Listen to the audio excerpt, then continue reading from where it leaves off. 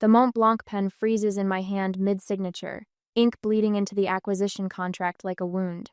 Through my office phone, Nadine from Velvet Knot Weddings clears her throat with the hesitation of someone delivering terminal news. I'm sorry, Miss Wade, but your family has asked that we remove you from the guest list. My gaze drifts to the Seattle skyline beyond my window, a panorama that usually reminds me how far I've climbed. 48 floors up, overlooking a city where my company now controls 18 premier venues. Below, the dotted lights of traffic flow like blood through veins, people moving forward while I sit suspended in disbelief. There must be some misunderstanding. I say, my voice steadier than the trembling that starts in my fingertips. I contributed $60,000 to my sister's wedding. Yes, well, Nadine pauses. I was told those funds were considered a gift with no expectations attached. The contract before me, a $7 million hotel acquisition that would expand Wade Collective into our fifth state, suddenly seems trivial compared to this betrayal, arriving on what should be my moment of professional triumph. The money has already been allocated to vendors, Nadine continues, her voice tightening. Your parents were quite clear this was discussed with you. The pen creates another dark blot on the paper as my hand tightens. 6 months earlier, I had quietly transferred the funds after overhearing Celeste fretting about costs during Sunday dinner. We might need to scale back, she'd whispered to our mother in the kitchen. I'd pretended not to hear, stepping back into the dining room where my father was congratulating my brother-in-law on his promotion to regional sales manager. That's a real career, Dad had said, raising his glass. When conversation turned to my recent acquisition of 3 vineyard venues, Dad had chuckled. Eleanor's still playing event planner, but at least she's having fun. I hadn't corrected him, hadn't mentioned the 8-figure revenue, or my company's expansion into 4 states. Instead, I'd written the check the next morning, telling myself success would eventually speak for itself. Please email me a breakdown of how my contribution was allocated. I tell Nadine now, my voice cooling to the temperature I reserve for difficult negotiations. Miss Wade, I'm sure your parents. The email, Nadine. Itemized expenditures. Today. Her nervous swallow carries through the line. Your parents assured me this was all discussed with you. I don't want to be caught in the middle of a family. This isn't about family. It's about business. My hands have stopped trembling. I pull up my company's vendor database on my second monitor, fingers moving with newfound purpose. You'll have the breakdown in my inbox within the hour. Of course, Miss Wade. I press the intercom button the moment the call ends. Amber, connect me with Jessica in legal, please. Not my parents. Not Celeste. Not the angry confrontation they might expect. The Wade family taught me one thing well. Power speaks louder than emotion. I stand and walk to the window, pressing my palm against the cool glass. For a fleeting moment, my reflection reveals what I try to hide in board meetings. The little sister still seeking approval. The daughter whose achievements are minimized. The outsider looking in at her own family. A single tear threatens, but I blink it away before it can fall. 20 minutes to compose myself before Jessica arrives. 20 minutes to accept that my only sister's wedding might become the final battlefield in a war I never wanted to fight. The Seattle skyline blurs briefly before I force myself to focus on the buildings my company now owns. The venues where other families celebrate their milestones. The empire I've built while mine continued to overlook me. I straighten my shoulders and return to my desk. The contract awaits my signature expansion, growth, success, all the things that have never been enough to make them see me. But perhaps now they'll have no choice. The Velvet Knot email lands in my inbox with the sterile politeness of a surgical knife. I sit at my desk, fingers hovering over the keyboard, pulse thrumming as I scan each line. As per our conversation with Richard and Diana Wade, we're pleased to confirm their generous gift covering all primary vendor expenses for Celeste's wedding. My palm presses against my chest as if to physically hold back the dawning realization. Their generous gift, not mine. I grip the edge of my desk, steadying myself. 3 clicks into our vendor management system, and there it is, confirmation that stings worse than the uninvitation. Every single wedding vendor for Celeste's event appears on my network chart. Florence Floral, Westlake Catering, Taylor Photography, all subsidiaries or partner companies to Wade Collective. My phone buzzes with a notification. I tap the screen to find a group text between my parents, Celeste, and her fiancé discussing wedding details from 3 weeks ago. A thread I was never part of despite funding the entire event. Evidence not of oversight but deliberate exclusion. I've arranged for the ice sculpture delivery at 4 p.m., my mother wrote. My father's response: the Wade family knows how to celebrate properly. Indeed we do. 30 minutes later, Jessica and Martin file into my executive conference room, faces professionally neutral as they take their seats. I stand at the head of the table, spine straight as the legal contracts projected on the wall behind me. The contracts are ironclad, Jessica says, her voice precise as she adjusts her glasses. All vendors may withdraw services with 21 days' notice. No penalties. Martin clears his throat. There's something else you should know. He slides a folder across the polished table. Velvet Knot Weddings became a Wade Collective acquisition last month. The paperwork was finalized yesterday. And the venue? I ask, though I already know the answer. Willow Creek Estate is registered under Pinnacle Holdings, Martin continues, which is one of our subsidiaries. I complete his sentence, a cold clarity washing over me, the pinnacle of irony. My family chose to celebrate at a venue I own without bothering to realize it. Jessica's eyes narrow with concern. Eleanor, I should point out the potential repercussions if we move forward. Your family has legal recourse. Against me? Their uninvited daughter? The laugh that escapes my lips sounds foreign even to my ears. Please outline what exactly my family stands to lose. Martin taps his tablet and a new spreadsheet appears on the wall. Venue, catering, florals, photography, videography, coordination services. He lists methodically. All deposits would be forfeited according to contractual terms. And the timeline? 20 days until the wedding, Jessica confirms. If we begin the withdrawal process today, they'll have essentially no time to secure replacement vendors. Not at this level of service. I think of Celeste's excitement when she found the cascading wisteria at Willow Creek, her teary phone call about the perfect rose gold sunset for photos.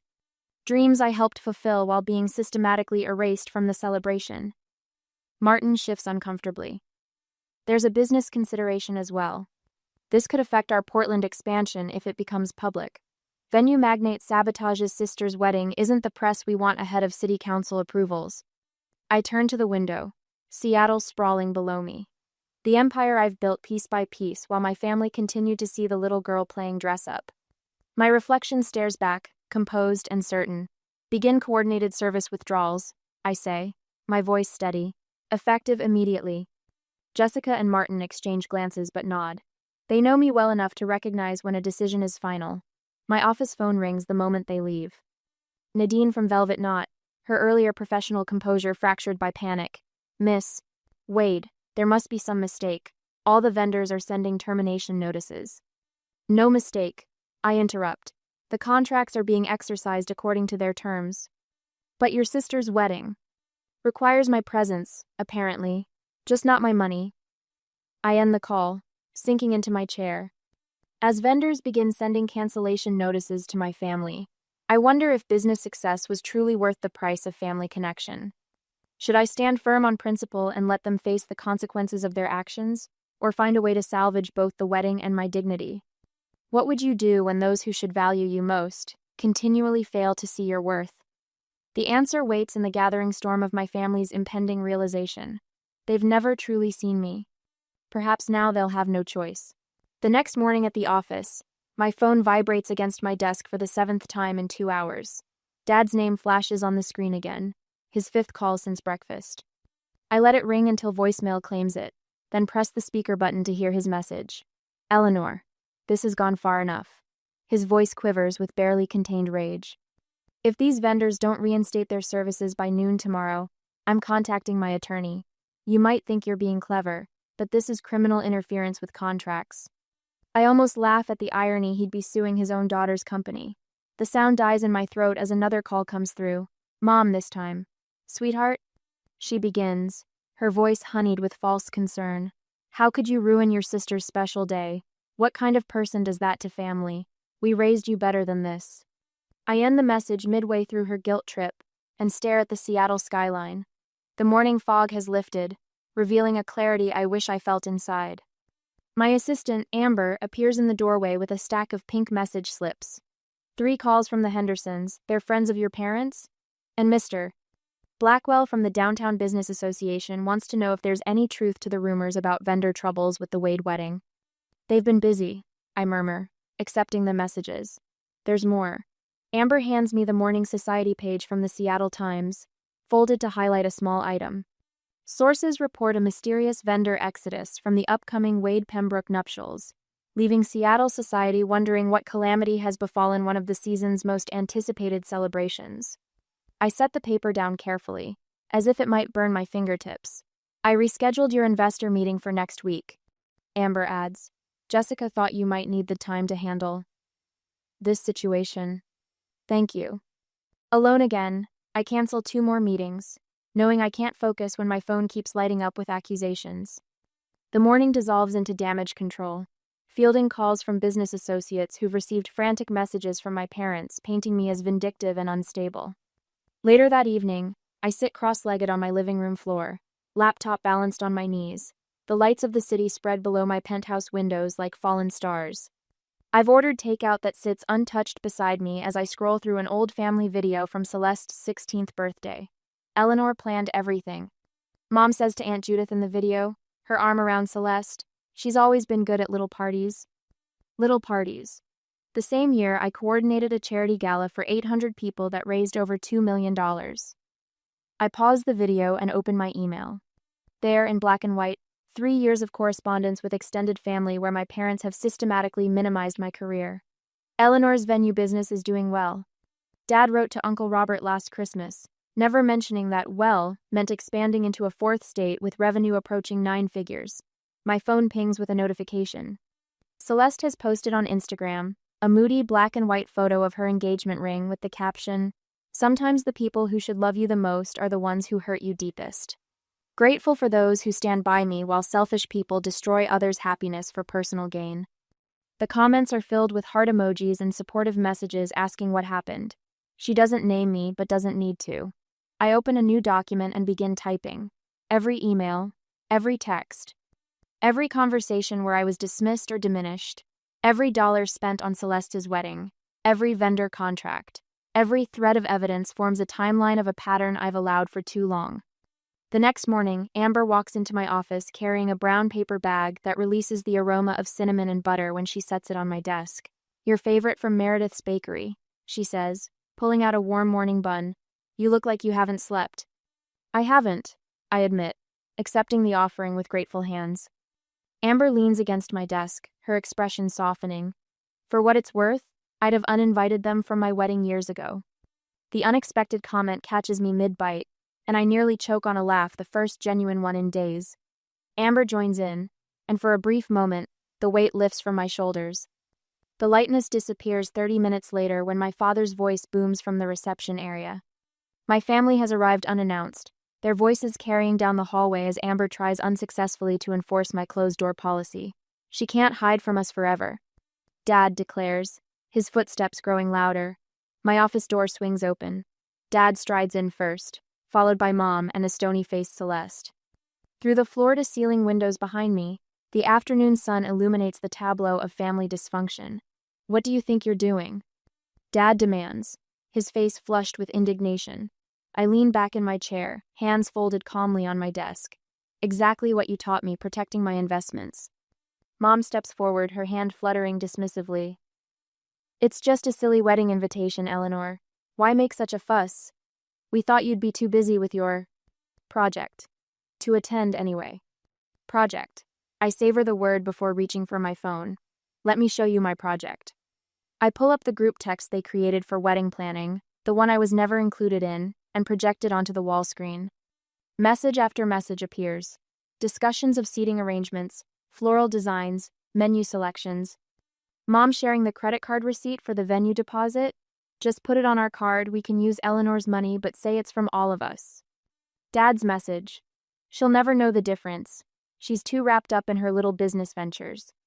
The blood drains from their faces as their words fill the wall behind me. "Did you think I wouldn't find out?" I ask quietly. "Or did you just not care?" Celeste sinks into a chair, staring at the messages as if seeing them for the first time. Mom opens her mouth, closes it, then tries again. "We were trying to simplify things," she manages weakly, "but something has shifted in the room, and within me." Looking at their stunned expressions, a realization washes over me. I've spent years chasing their approval, but I've built something they can't dismiss or diminish any longer. I don't need their validation to command respect. The door opens again as Jessica and Martin enter, arms laden with folders. Jessica, ever the professional, nods to my family before setting a slim portfolio on my desk. The solution you requested, she says, opening it to reveal a detailed proposal. Martin steps forward with a tablet displaying photographs of the Laurel House, one of my smaller estates. Everything can be ready within the original time frame. We've confirmed availability with all replacement vendors. Dad watches this exchange, his expression morphing from anger to confusion. You have a team, he says, as if noticing for the first time that I've built more than just a hobby. A remarkable one. I agree, standing taller now. They've prepared an alternative that salvages the wedding while protecting my dignity, something you never bothered to consider. My executive team presents the solution with precision and confidence, offering what my family has only taken, solutions instead of demands, respect instead of dismissal. In their presence, I feel my voice strengthen, my spine straighten. When they finish, I open my desk drawer and withdraw a folder embossed with the Wade Collective logo, a portfolio I prepared through the night, outlining my terms. The Laurel House. 1 day only. Basic services included. I slide the folder across the desk. My alternative offer. As my family stares at the document before them, I get the text message. I glance at the sender ID, Celeste. I look up at my sister standing across from me, phone in hand, her eyes meeting mine with an intensity I haven't seen since we were children. I need to speak with you, the message says, alone. I nod at her and she leaves the office with my parents. 2 days later, the wind whips across Crescent Bay Lodge's outdoor terrace, carrying salt and victory on its breath. I've chosen this cliffside venue deliberately, my crown jewel property, with its panoramic ocean views and understated luxury that commands 7 figures annually. The perfect backdrop for precision warfare. Celeste arrives 15 minutes early, her sedan pulling into the circular drive where Martin waits to escort her.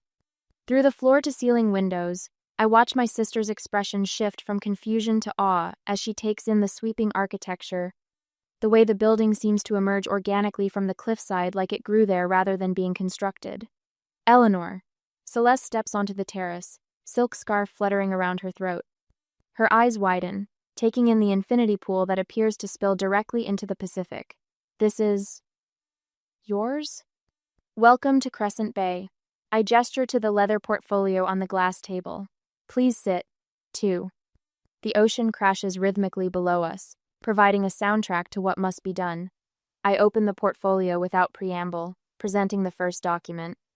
This is the confirmation from Velvet Knot removing me from your guest list. I slide it across the table, followed by a bank statement. This shows my $60,000 contribution, which according to Nadine, was represented as a gift with no expectations. Celeste's fingers tremble slightly as she reviews each page. I continue methodically, laying out vendor contracts, cancellation notices, and the email thread with Nadine. Each of these vendors has withdrawn services as of yesterday. The venue is no longer available. Catering, flowers, photography, all canceled. My voice remains steady, factual. Color drains from Celeste's face as comprehension dawns. Mom and Dad said you were too busy to come, that you had meetings in Portland that weekend. I own the venue, Celeste. I own most of the vendors. Did you really think I wouldn't discover I'd been uninvited from a wedding I largely funded? Understanding breaks across her features like a wave. How much of this wedding industry do you actually control? Before I can answer, the terrace door bangs open. My parents storm through, father's face flushed above his golf shirt. What do you think you're doing? He strides toward us, mother following in his wake. Celeste, we've been calling you for hours. I'm showing my sister the truth. I rise slowly, reaching for the remote on the table. Since you've spent years hiding it from her. Father waves dismissively. This childish tantrum over a wedding invitation. This isn't about an invitation. The wall behind me illuminates as the hidden screen activates. This is about respect. The Wade Collective organizational chart appears 18 premier venues across 5 states, hospitality holdings, vendor networks, and revenue projections. Father's mouth opens, then closes. Eleanor's just playing at business, he attempts, turning to Celeste. Got lucky with a few properties that... 412 employees. I advance the slide. 18 venues, 8 hotels, Annual revenue of 37 million. This isn't luck, Dad. This is what you refuse to see. Mother steps forward. Darling, we always knew you were doing well with your little company, but my little company is worth more than Dad's ever was. The words land like stones in still water. The invitation wasn't the insult. The insult was spending my money while pretending I didn't matter. Celeste stands suddenly. I need you both to leave. Celeste, Mother begins. Now. My sister's voice carries an unfamiliar edge. I need to speak with Eleanor alone. The silence after they exit feels like the eye of a hurricane, temporary, charged with potential energy. Celeste turns to me, tears brightening her eyes. I didn't know any of it. That was the point. I closed the portfolio. They made sure you didn't. The terrace door opens again, but this time it's Jessica and Martin who enter, each carrying leather-bound presentations. Jessica nods professionally at Celeste. Miss Wade, we've prepared the contracts for the Laurel House. She places her portfolio on the table. It's available for your original date. Every Zalich's not cappers. Martin adds his documentation beside hers. We've assembled a complete vendor portfolio ready to execute with 21 days' notice. Everything from your original plan has been replicated, with adjustments for the new location. Celeste watches them with growing comprehension. Miss Wade, she repeats softly, noticing how they address me with deference, not the dismissive tone our parents always used. Thank you, Jessica, Martin. I gesture toward the chairs. Please, walk Celeste through the options. As they outline the new wedding plan with calm efficiency, I notice the shift in my sister's posture, straightening, leaning forward with intent focus. For the first time, she's seeing me not as her overlooked sister, but as the businesswoman our parents never acknowledged. My phone vibrates with incoming calls an hour later. Mother, father, mother again. The tone of their voicemails has shifted from demanding to pleading over the past hours. Their society friends have started asking questions about problems with the wedding. Father's business associates, previously unaware of my success, are expressing surprise at learning about Eleanor Wade's business empire. Is this real? Celeste asks when Jessica finishes, gesturing to the alternative wedding plans. You'd do this after everything? The Laurel House is yours if you want it. Martin will coordinate everything. I meet her eyes directly, but we need to discuss terms. The family meeting is scheduled tomorrow at my headquarters. As Celeste looks at me with new understanding, I wonder, should I simply reinstate the original wedding plans to spare her pain, or stand firm on my terms to finally establish boundaries with my family? Sometimes mercy feels like weakness, but sometimes strength requires forgiveness. The ocean crashes below us, constant and uncompromising. Like the truth. Eleanor, Celeste says finally, I'd like to see the Laurel House. I nod to Martin, who begins gathering the contracts. This isn't victory yet, just the first acknowledgement of a battlefield that has existed for years. My phone vibrates again. Another parent calling to plead rather than demand.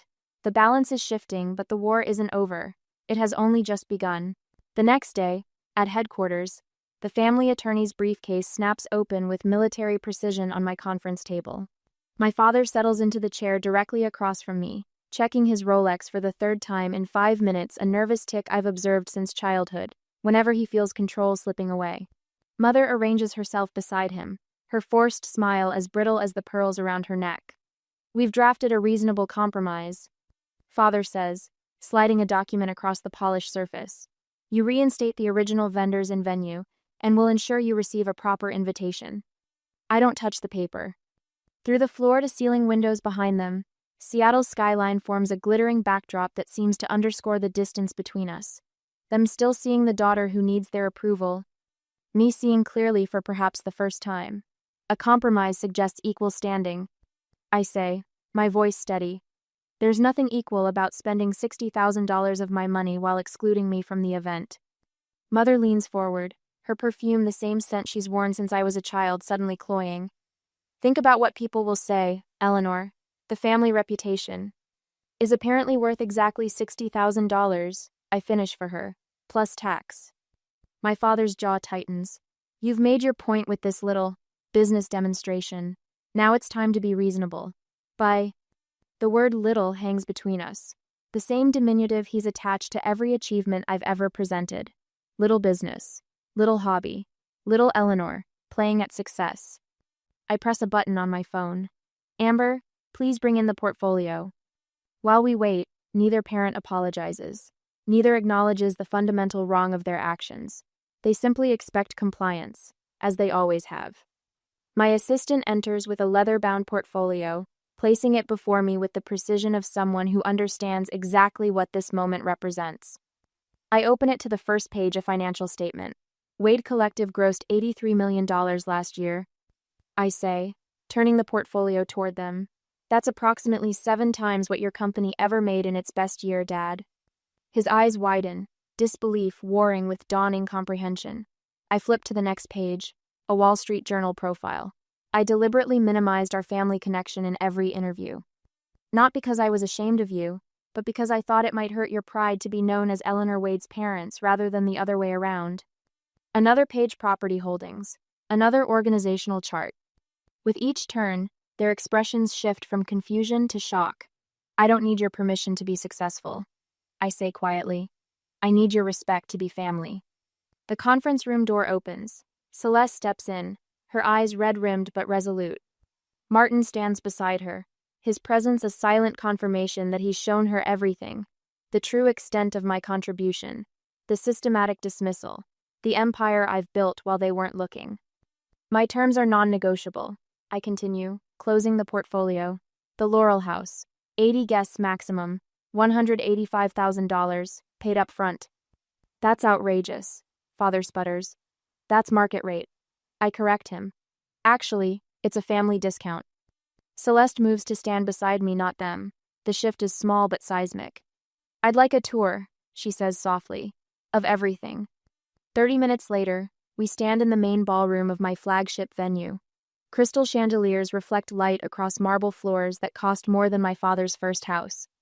Staff members approach with questions, each deferring to me with a respect my family has never witnessed. Miss Wade, the Morrison wedding needs approval on the custom lighting installation. Miss Wade, Chicago called about accelerating the acquisition timeline. Miss Wade, your investment team is waiting in the North Conference Room whenever you're ready. With each interaction, my father grows quieter, his shoulders gradually losing their rigid certainty. Mother wanders toward a display case featuring awards and press clippings, her fingers trailing over glass that protects evidence of a success she never bothered to acknowledge. When we reach my office, Mother notices it immediately, the only personal item in a space otherwise dedicated to business. A family photo from Celeste's graduation, all 4 of us smiling, my arm around my sister's shoulders. You kept this here? She asks, voice uncharacteristically small. Some things matter more than others, I answer simply. Celeste steps forward, taking my hands in hers. I want you to be my maid of honor, she says. Not just a guest, if you'll still consider it. The request catches me off guard, warmth blooming in my chest despite all my careful defenses. I'd be honored, I say, then add the boundary I should have established years ago, but only if it's because you want me there. I always did, she whispers. I just didn't know about any of this, about what they did. Father stands by the window, looking out at the city, but seeing something else entirely. When he turns, something has shifted in his expression, the beginnings of recognition I've waited decades to receive. We saw what we wanted to see, he says finally, the admission falling from him like a weight. We never really looked. In my outer office, Mother silently writes a check for the Laurel House, her hand trembling slightly. No complaints about the cost, no further attempts at manipulation. The power has shifted not because I demanded it, but because reality finally broke through their carefully constructed narrative. Celeste embraces me, tears streaming down her face. I didn't know, she repeats against my shoulder. I should have known. Over her shoulder, I catch Martin's eye and nod once. Make it perfect, I instruct him. Despite everything. Because that's what family does. Even when it hurts, especially when it hurts. They find a way forward. Not by forgetting, but by finally seeing clearly. On the wedding day, the morning sun streams through the Laurel House's glass atrium as I direct my team with hand signals they've learned to read like second nature. White roses cascade from hanging installations, transforming the space into a botanical cathedral. My venue, one of many in my portfolio, has never looked more immaculate. Miss Wade, the champagne delivery is here. my events director says, tablet in hand. Thank you, Colin. Have them use the service entrance and begin immediate chilling. My voice carries the quiet authority I've spent years cultivating. I catch sight of my parents entering the grand foyer, their posture different now, tentative, almost deferential. Dad nods at me from across the room instead of offering the dismissive pat on the shoulder I'd grown accustomed to at family gatherings. Eleanor. Mom approaches, wearing an expression I rarely see directed at me, a mixture of pride tinged with regret. Everything looks absolutely stunning. Mom. Thank you. Let me introduce you to my executive team. I gesture toward the group of professionals who've stood beside me through everything. This is Jessica, my chief legal counsel. Martin, operations director. Colin runs all our Pacific Northwest venues. Mom's eyes widen slightly as each person greets her with the same respectful, Mrs. Wade, and knowing looks that speak volumes about where their loyalties lie. Later, crystal flutes reflect prismatic light across white linen as I rise to deliver my toast. The same family members who once talked over me at Sunday dinners now lean forward, attentive. To Celeste and James, I begin, my voice steady. Family is complicated. Legacy even more so. I pause, meeting my father's gaze. You don't build empires out of spite. You build them with vision, then decide who gets to share the view. Applause ripples through the room. Celeste stands, moving to embrace me, microphone still in hand. Not just my sister, she says, voice thick with emotion, but my inspiration. Her words hang in the air, vindication I'd stopped believing would ever come. After the toasts, Jessica and Martin find me on the terrace overlooking the Sound. The sunset paints the water copper and gold, a perfect backdrop for what feels like my own personal victory. To flawless execution, Martin says, raising his glass, and bulletproof contracts, Jessica adds with a wink. I touch my glass to theirs. You two are more family to me than they've been in years. The admission comes easily now, without the sting it once carried. To boundaries that build bridges, not walls. Months later, Sunday dinner unfolds in my penthouse, floor-to-ceiling windows framing the Seattle skyline I conquered one building at a time. My father leans forward at the dining table I selected for its perfect dimensions. What do you think about expanding into the Southwest? He asks, his tone genuinely curious. With your business model, Arizona could be untapped potential. From the living room, I hear my mother's voice. My daughter, the CEO, she tells her friend, proudly displaying a magazine feature I'm certain she's memorized. My phone buzzes with a text from Celeste. The wedding photos have gone viral, each venue tagged with my company's name. A second message follows. You didn't just fund this wedding, you held it together. I see that now. As I welcome my family into my home on my terms, I wonder if true reconciliation comes from forgiveness or from finally being seen for who you really are. Is it enough that they recognize my success now? Or should genuine family bonds be unconditional from the start? What would you do? Embrace this new relationship, or maintain protective boundaries?